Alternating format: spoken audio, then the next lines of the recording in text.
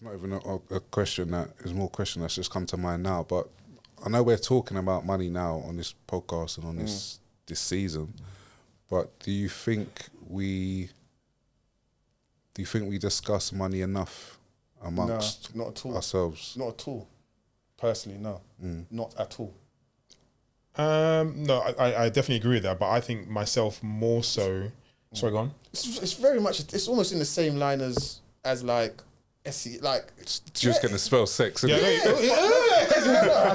No, but you had SEXMONEY. I don't mean it like that. But honestly, it's weird. I think it's weird anyway. But what's weird about it? So I'm not challenging you, by the way. I don't know. I actually don't know personally what's weird about it. Personally, I don't know. But it's almost like it just doesn't. I don't know how to explain it. Ooh, brother. Ooh. No. Honestly, it might even been when man was at school or like 16, and you might have asked your brethren what you want per hour at the supermarket, and they don't want to tell you. And it's like, nah, you can't. Like, I'm not telling you. And it's like, oh, okay, well then if you're not telling, I'm not telling. And all of a sudden, that just sticks with you. It's just weird, bro. Like, in my opinion.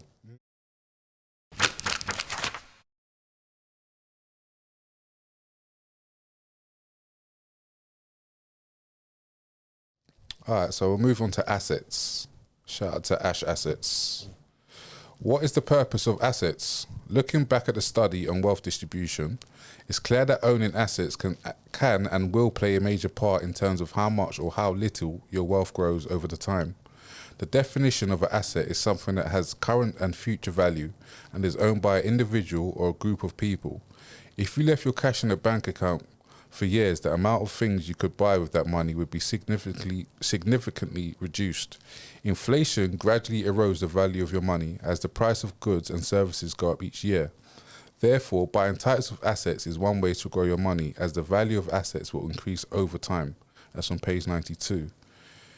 Is asset accumulation the same as money accumulation? And collective agreements. So, collective agreements, what if we agree everything is worth the same? Can you break down that second part of the question? Collective agreements, if we agreed everything was the same? So, like, we decide what £5 is and what it's worth to us. So, we'll say a piece of... Essentially, that's cryptocurrency, right? Essentially. So, like, is asset accumulation the same as money accumulation? For me, it's not. And the reason being is typically what you read before your question, in that you can accumulate a ton of money, even if you got you can accumulate a ton of money, but if you then just had that sitting underneath your bed for like 30 years, that money's that money that might have bought you a 3-bed, 4-bed house might not even buy you a 1-bed flat in 30 years time. Do you get what I'm saying? Whereas asset accumulation, that money had been put into that 3-bed house, and 30 years later, they probably could buy you a 5-bed house or a 6-bed house. You know what I'm saying? So there's a difference there for me, like a big difference. Very similar to Mace, actually. And again, you can keep money in a bank, or you can invest it in stocks and things of that nature. And again, or even the S&P. And I guess if you do so, your money would, your money, based on obviously the success of the S&P and the market generally speaking, your money would increase, or you would have more money. Do you know what I mean? So I would say asset accumulation would be worth more or better than, holding money of the same value. And like you said, the value is just literally of having cash is just us three agreeing that whatever you've got, that amount of money is worth what it says, essentially. Like, so French has got a loaf of bread and it's £2. You're saying it's £2, and we're agreeing £2 is the value of that bread. But 3 other people might have a piece of bread in another country and say that bread's worth £6, and they're all in agreement. Yeah, it's worth £6. Do you get what I'm saying? Yeah. It's just people agreeing to the terms, say that's the value. That's I think how money. That's how money works. Yeah, We've agreed that this is the value of this currency or this the trade of it. It's not even a question that is more question that's just come to mind now, but I know we're talking about money now on this podcast and on this season, But do you think we discuss money enough amongst not at all. ourselves? Not at all. Personally, no. Not at all. No, I definitely agree with that, but I think myself more so. Sorry, go on. It's very much. It's almost in the same line as like. Like Just gonna spell sex. Yeah, Isn't it? no, but you had SEXMONEY. I don't mean it like that. But honestly, it's like it's almost like it's weird. I think it's weird anyway. But what's weird about it? So I'm just, not challenging you, by the way. I don't know. I actually don't know personally what's weird about it. Personally, I don't know. But it's almost like it just doesn't. I don't know how to explain it. Ooh, brother. Ooh. No. Honestly, it might even been when man was at school or like 16, and you might have asked your brethren what you want per hour at the supermarket, and they don't want to tell you. And it's like, nah, you can't. Like, I'm not telling you. And it's like, okay, well then if you're not telling, I'm not and all of a sudden that just sticks with you. It's just weird, bro. Like in my opinion. I would say over the past, let's say 2-3 years, I think my. I think I've become a bit more open in regards to talking about money. I don't even think I'm anywhere near where I'd like to be in regards to conversations about money. But in my conversations, it might even be with yourself actually, but I mean, with Lawrence and Oscar, like weekly on Sundays and stuff like that, like we're talking about money because we're either discussing the markets or the importance of discipline and things of that nature, which will help you accumulate money and stuff like that. Do you know what I mean? So I actually think this is the very, very beginning in terms of where, let's say, me, Lawrence and Oscar are as to discussing money, because I think once we become a bit more comfortable or have a bit more success, whether it's in their field in regards to what they do or what we're doing collectively, I think you're going to have different conversations, because I guess the more money you accumulate, you know, you're going to want to, you know, experiment and do other things, you know what I mean? And actually some of the conversations myself and Oscar have, generally speaking,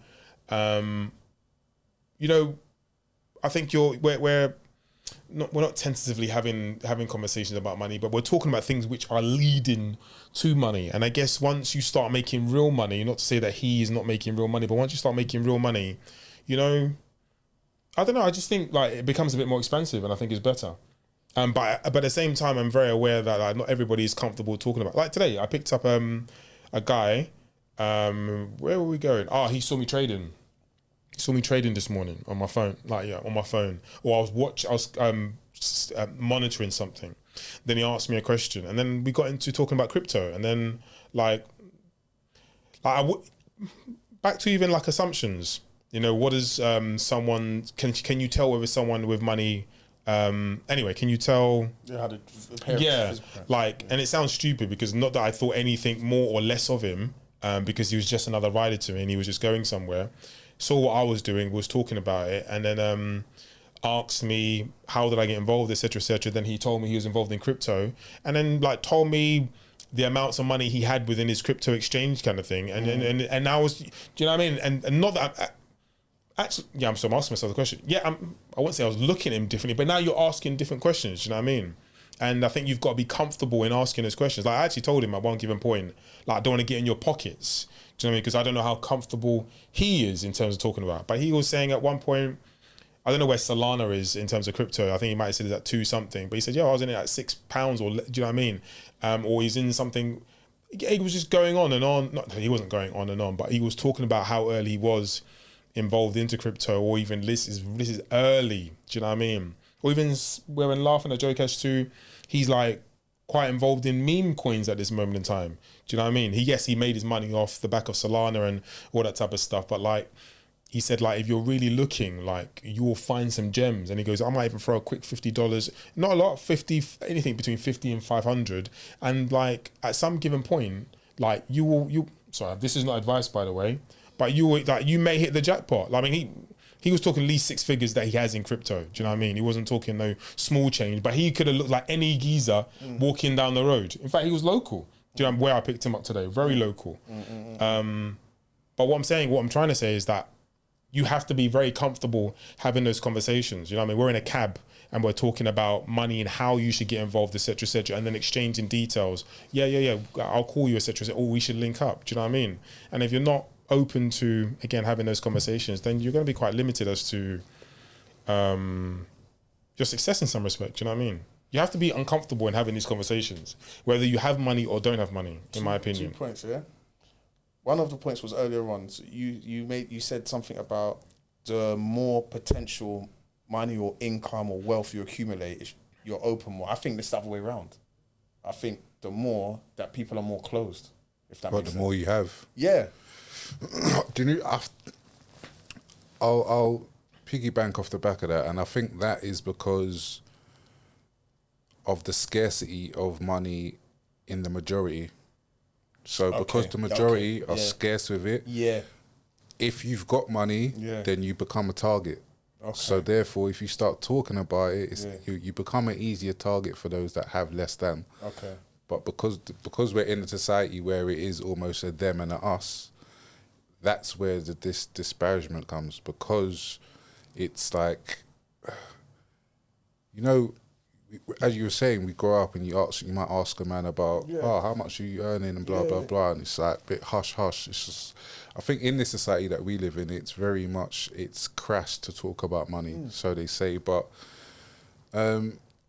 that's where the education comes, when you're able to discuss whether you're making this or making that. Because I remember I was talking to someone, and where did she say she was from? I think she was either Swedish or from Norway or something like that. But she was basically saying that everyone over there is paid very well. That's right. So like, money conversation's not really an issue. Like, she was very open with what she earns and whatnot. We wasn't having a deep, long conversation, but just like her viewpoint on money was very much open to have that discussion. Whereas someone that's from over here, particularly, it would be very much like, nah, we're not having this conversation. It's not something we talk about. So that's why I was asking a point, like, what do we speak about it enough? Why is it so taboo to discuss money? Why can't we have it open conversations without feeling that I need to be secretive about it? Why can't I just be like, yeah, this is what I'm currently earning, this is what I would like to earn, or have you any ideas on how I could, do you know what I mean? Like, it's very much, nah, that's not a subject we're really going to talk about out in the open.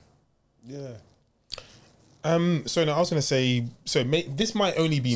go on. Before I forget my second point, and it kind of leads, we've just spoke about it almost, but it was almost, do you think it was easier to have that conversation, or that person was happier or easier having that conversation because you're a stranger? Maybe, maybe that might have played a part, but like, amazing. Like, I don't know what his general viewpoints would be on what we're talking about now, but he saw something and he goes, mate, do you mind if I ask you a question? Now he's open to talk about money. Do you know what I mean? He wants to educate himself based on what I'm doing, not necessarily how he can get involved, but what is it you're doing? Clearly I can see you're doing something which is related to money. And then I, in turn, asked him a question when he started talking about crypto. And then something which I'm not scared to do is I'm not afraid to ask silly questions or peel back the layers as to, if you were starting from the very beginning, what would you do? You know, and X, Y, Z, someone, or anyway, then the conversation continues. I was going to say something. No, as to myself, sorry, I was going to say, this might only be myself, but like, I just feel you're scratching the surface. Like, you know what I mean? The money we're on is no money. So this is not to, this is not to offend anybody. This is no money, bruv. Yeah. No money whatsoever. So me personally, with what I want to do in life, I just believe once I accumulate a certain amount of money, it opens up the possibilities as to a lot more in which I would like to do. And I was actually going to use the example of, I'm sure I can use someone in the UK, but I want to say Jay-Z, all right?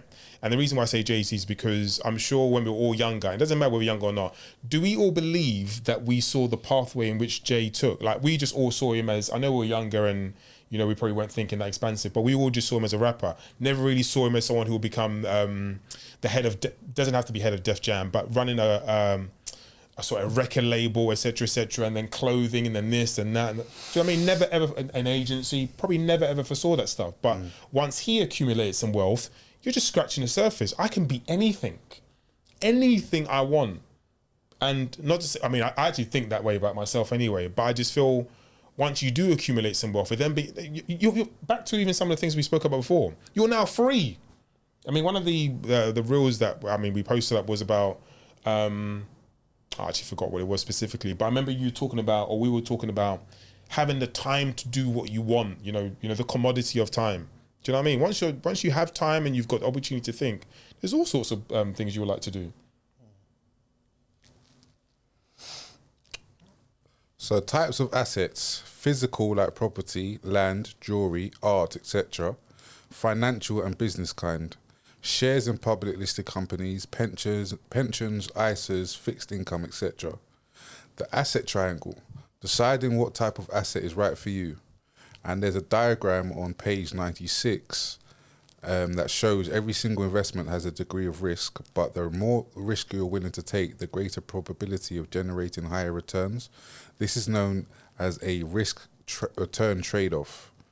He goes on to speak about risk of tolerance, and we've touched on risk tolerance in regards to investing, so we won't go any further. So how safe is cash? Here in the UK, there are an estimated 8 million people who rely solely on cash for their day-to-day transactions. That number represents 17% of the adult population, which shows there is still a huge need and demand for cash. Do you think we should have a cashless society? I don't like the idea of a cashless society. So just like, I'm sure there's been a blackout or two here before. I'm sure there's been one in our lifetime. I can't remember when and stuff like that. But like, if we have a cashless society and it's been based off what will be technology, etc., etc., if there's a blackout, then bam, you know. There's been times when things have been hacked, all that type of stuff. Nah, I don't like the idea of it. I love that technology is taking us to a place where we haven't been before. But generally speaking, the idea of a cashless society, I'm not really for it. You know what I mean? And actually, I'm not even someone who's using a lot of cash at this moment in time. Yeah. What about you, Mesh? Yeah, there's a few things. I like the idea of freedom of choice, and if you're forcing people to have to make every transaction digitally or electronically, that's almost like a tag, a monitor, tag, a monitor, or way of tracking spending. There's not even, and I like the idea of, like, I don't want to say the American. I like the idea of a hustler, and that doesn't have to be an illegal hustler. That can just be the story of a hustler, and you're gonna kind of move away from that, because some of that stuff is cash in hand, and you know what I mean. East End kind of, you know what I mean. But I like that idea, and I just like the fact that cash transactions here and there, they generally speaking, well. You can't really, if you're spending cash, obviously we've got all cameras and that, but your movements can't really be tracked, and things can't be, if you're spending on your card, things can be tailored towards you. If you're spending cash, then kind of the society doesn't know. And I just like the idea of choice, I like the idea of the hustler, I like that idea. So I don't want a cashless society at all. I wouldn't support it. I like the idea of a choice. Even like, you might go into a shop or whatever, and like, cash or card, cash is king, you know what I mean? Because they know that maybe a little tenner don't have to put, you know what I mean? Just, I'm laughing, but, bruv, they're just trying to kill everyone out here, bruv. Kill off. No, honestly, man. Yeah, anyway, I don't want a cashless society. I wouldn't like to see it, although we will move, in my opinion, that way. Do you think we're going to get to one? Yeah, I do. I think we're heading that way. Yeah, we're weak. Yeah, we're heading that way. I don't know if it has to do with weakness, but as a society, I guess I know what you mean. Yeah. They say cash. If they say we're going cashless tomorrow, all right, yeah. You know what I mean? When am I signing? Yeah, no, I'm totally against it. I don't think it puts all the power and control out of our hands as the people that are actually making the money and making the transactions of the money. I believe if it goes totally digital, then at the end of the day, it's just numbers on a screen. And as we've seen, like, you can hack into a computer, you can hack into these accounts, and you can change these numbers at any given moment. So you can go one day and say that is pick an amount, any amount of numbers, then the next day there's nothing there. It's just completely zeros. Whereas if you've got cash to hand or you've got other assets, whether it's gold, silver, and things of that nature, they're physical assets where you can hold it and you can store it. And there's a way of determining, okay, I've got this amount. I know it's here. I know it's safe. I know that if I need to have an emergency expenditure, then I can use this type of asset. Whereas just completely digital, you're beholden to those that control essentially the electronics of the world. Exactly. One day the government could just decide, right, no one's having any more money, basically. Well, you can't access your money for a week because we don't want you to. You know, it's a bit mad, No, isn't it? you said the wrong thing, so now you can't access your money.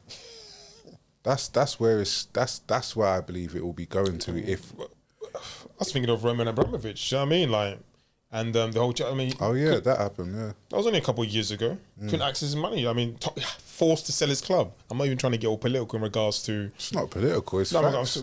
Was it a war? Anyway, the Russia I forget what was going on at the time.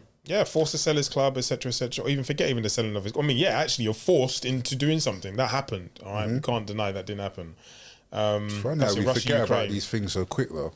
And then, and I'm quite sure he couldn't access money anyway. He couldn't. That's why he had to bounce. He had to sell up and cut. Never seen Roman again, boy. No, I'm not even trying to make a joke. I'm sure he's okay, but I mean, like, never seen. I mean, you barely saw Roman anyway, but you really ain't seeing Roman. What do you think? I mean, we know what the benefits are, but what do you think the benefits are of going cashless? I don't see one for me. I don't really see one for me. I'm sure there's one for, like, because even filing your taxes I forget what I was talking about with Oscar, I think it was. It's going digital, but I think in a way, I think you've got to do something along those lines. I forget. Anyway, Quarterly or monthly or something. It's changing soon. Really? Yeah, I forget how it's changing. Yeah, I forget how it's changing. Was it every 3 months or something like that? I think he was saying something like that. But it does change. I forget anyway. Yeah, I can see the benefits for the higher powers that be. Get that money in quickly. Yeah, but for the everyday consumer, for me, the only benefit is, well, there's no benefit. I was gonna say if you lose your wallet, but if you lose your wallet, you're using your cards anyway, so your cash and cards are gone. I can't see the benefit for the everyday consumer of just being digital and not having access. I don't even like the idea that your bank probably can tell you, I don't know, if you have a large amount and you want to take it out, they'll start asking. I mean, I've got no problem with. Question your ass. What do you want to take that out for? Yeah, that's what I mean. It's mad, isn't it? It's mad, bruv. They're already, without you knowing, your money being in there, they're using that to generate wealth for themselves. Yeah. They're already doing that behind your back. Yeah, and then when you want to come and take your money out, what do you want that for? Yeah. What do you want it for? Go somewhere nice, are you, Mr. Mason? Stop patronising and doing those role script things and give my damn money. You know what I mean? Where you going, Jamaica?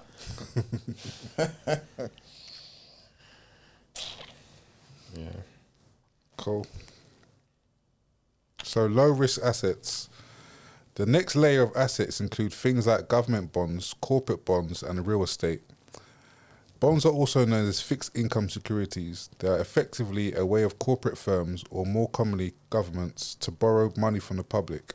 When you invest in a bond, you are essentially lending money to the government or to whatever company is issuing the bond.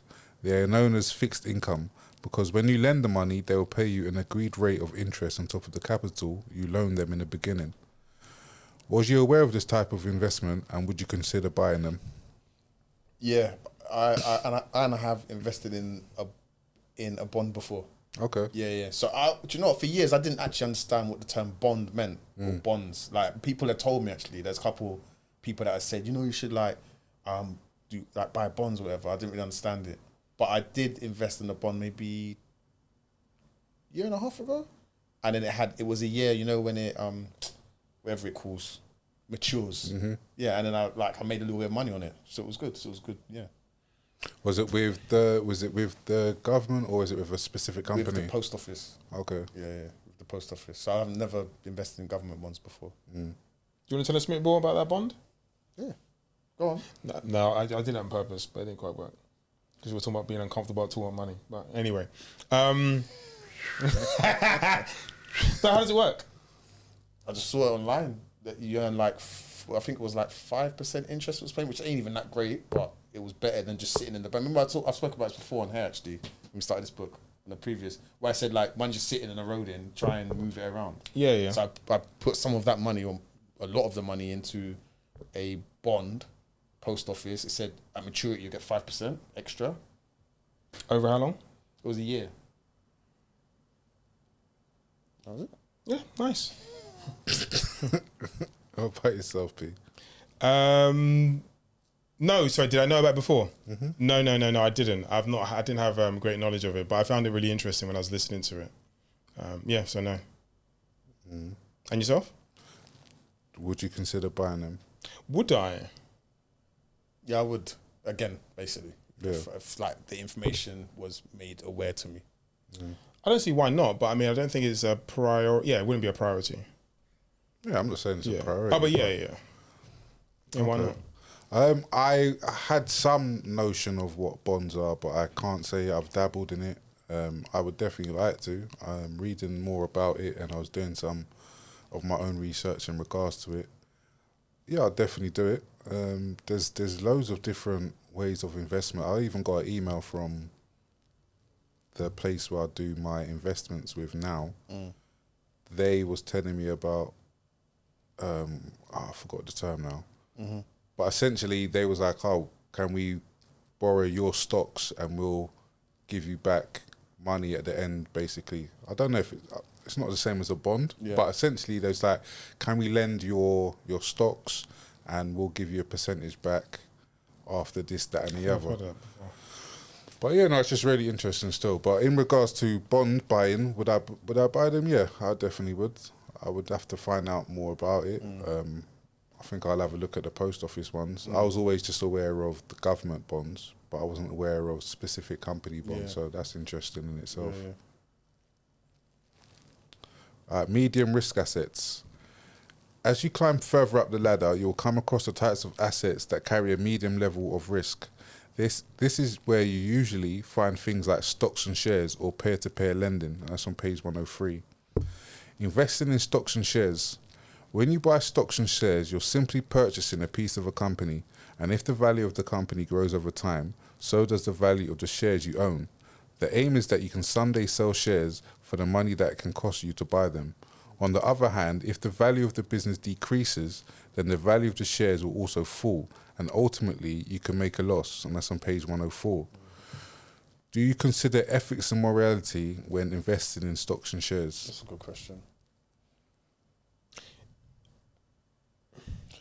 I think I would. I haven't got loads of experience in stocks and shares, so I have shares in the company I work for. But do you know what? When I was making that decision, I didn't actually think.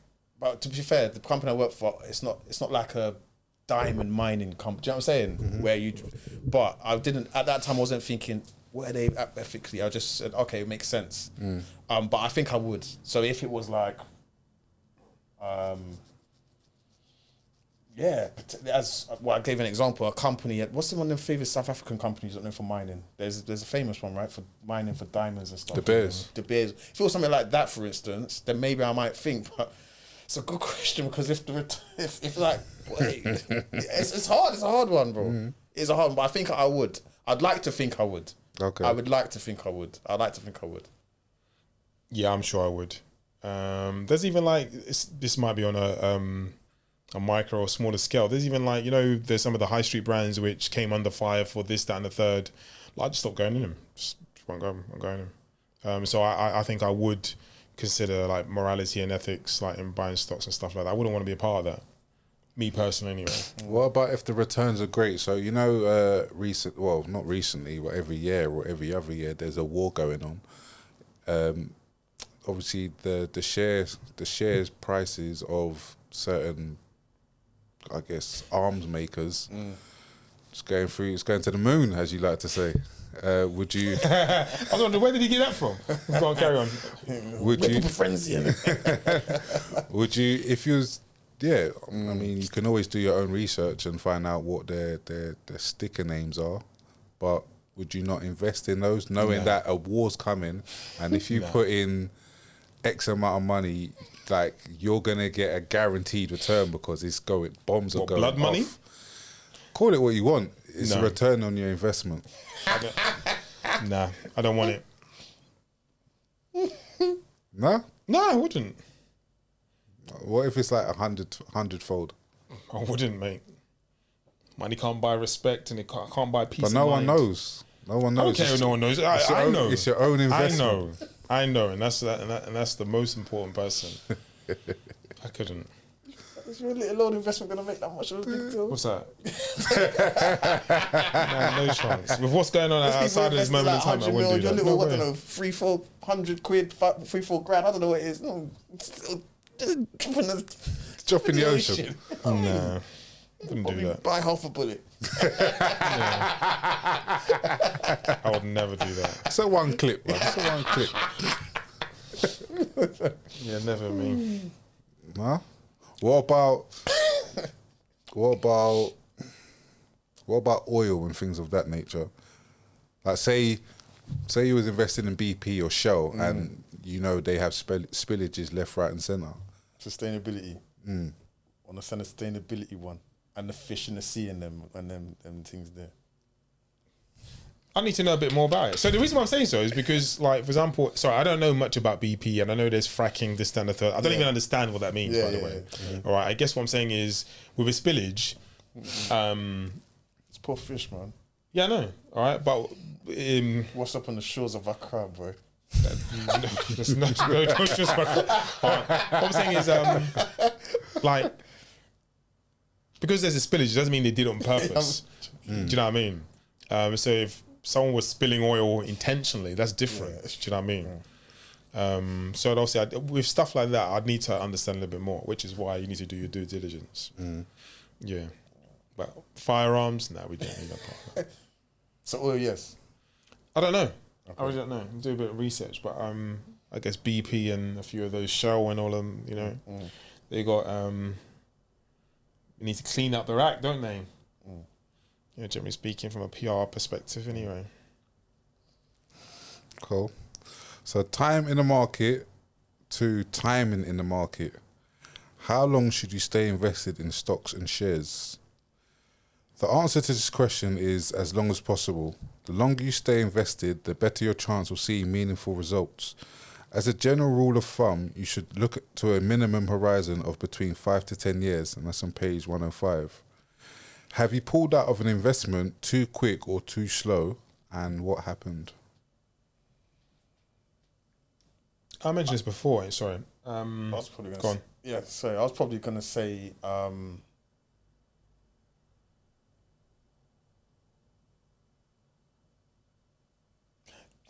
it's quite funny. I've never pulled out of an investment, so I think too slow, but also on the flip side, it says 5 to 10 years, so maybe I don't know. All right, cool. No, I mentioned this before as to, like, during the pandemic, investing in like 1 or 2 stocks or what have you, and end up pulling my money back out. If I'm honest, I forget even what they were, but I knew. Well, I was quite comfortable knowing at some given point they'll go back to where they were, but I needed to be a bit more liquid at that given point, so took my money out. So yeah, that's I think my only example. I think. Do you regret it? Not really, actually. No, not really. There's no regret, you know what I mean? If you need the money, then you need the money, do you know what I mean? It's a little bit different. Yeah. Cool. And yourself? No, I haven't. I don't. I feel like if I just invest, I just kind of it is what it is. Yeah, so far, I mean, I'm not even at the 5-year mark in some of my investments yet, so I don't even think about it. I don't plan on pulling out of my investments. I remember I got opportunity to sell some because I bought some some shares in the company, like as a, I think they was doing like not an IPO, but they was doing like they was launching the company, and yeah, you can buy in early essentially. And recently they messaged me to say, did I want to sell the stocks back? And I was like, nah, let me keep them. They weren't worth much per se, but I just thought I've kind of just invested it and not thinking about it for another 10, 20, 30 years, to be honest with you. Yeah. Like, because I can see the potential of this business. So I really, I probably should buy more at this point, which I'm going to look into. But no, I have yet to pull out from any investments. I've lost some in terms of, there's one particular one that I invested in early and they went belly up. But again, that's a risk that you take. It wasn't much money, so it wasn't like I was shitting the bed for it. But I took the risk the same way I took the risk. And if it pays off, it pays off. If it don't, it don't. But it was money that I was willing to lose anyway. So that wasn't an issue. But no, as of yet, no, I haven't. And I don't think I'm at the stage in my investing career to say I've pulled out too late or too quick. So it's a bit early for me to say at the moment. Yeah. Cool. I mean, that was the last question so far. So cool. I did have a question actually. What type of oh God. I was gonna say, what type of company did you invest in that went belly up? Was it an IPO? Was it one that was long standing? It was a festival company, a company that put on festivals, and it kind of went tits up during the pandemic because of the pandemic. So I invested just before the pandemic. Then the pandemic happened, and it was a really good company. Well, it seemed like a really good company, should I say? And it seemed like a good investment to make, considering so many festivals coming in, so many festivals happening, and so many was being promoted and introduced into the market. So I thought, oh well, be a good time to invest.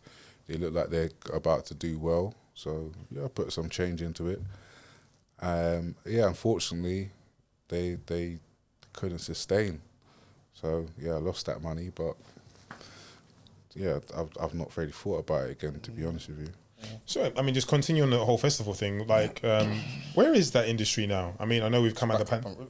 Live running. Yeah, I remember people want to be more outside now because they deem like the COVID years they've lost. So people are more outside wanting to do stuff. Who was it? Was it this book or someone else was saying about people are seeing holidays as more of an essential rather than a...